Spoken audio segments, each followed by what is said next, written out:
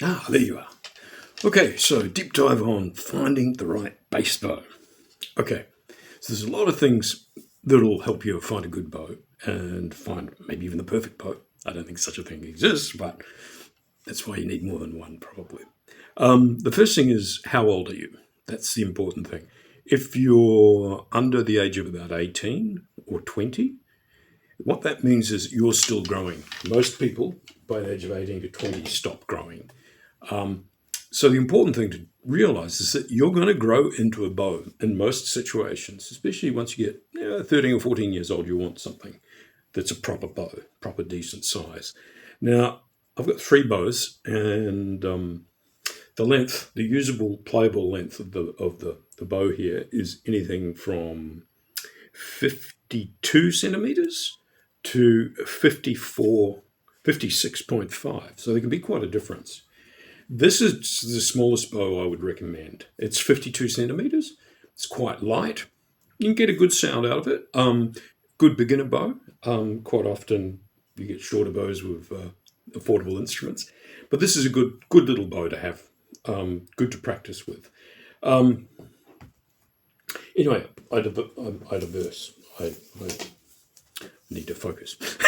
The other thing that's really good to have in your kit, in your bass kit, is tape measure, so you can find out how long that bow is.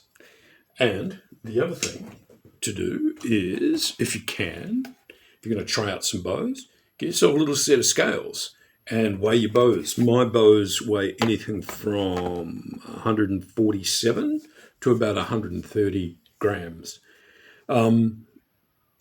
The other thing to look at is the balance point too. This bow here, the Pernambuco bow I've got, it's about 12.5 centimeters from the end of the frog.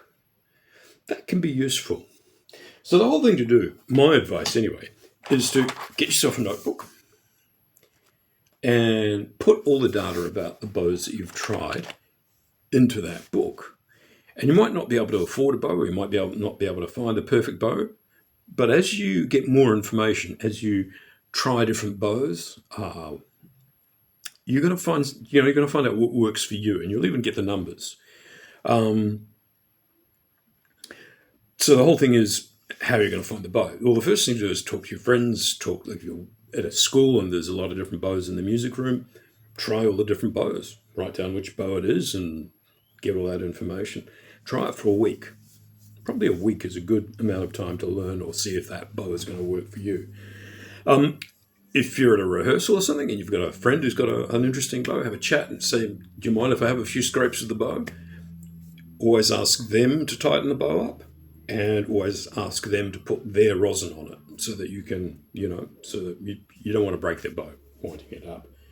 The other thing to do is, I think it's always good to have either a carbon fiber or a carbon bow, mainly because of things like Colegno and a few other modern techniques. You don't want to go chipping up your delicate wooden bows.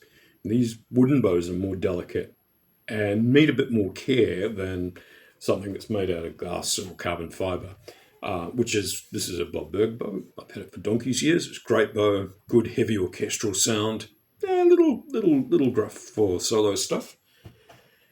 But then my Pernambuco bow, it's really, really nice bow. I was extremely lucky to get it. And it's a longest bow I've got, and it's particularly useful, big legato solo stuff. Lovely, lovely bow. So get as many bows as you can, really, or you can afford.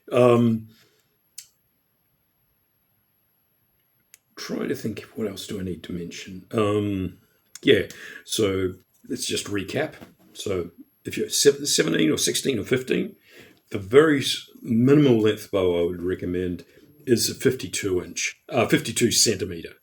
You will grow into this bow. You'll grow into other bows as well. But this is a good starting bow for a young person.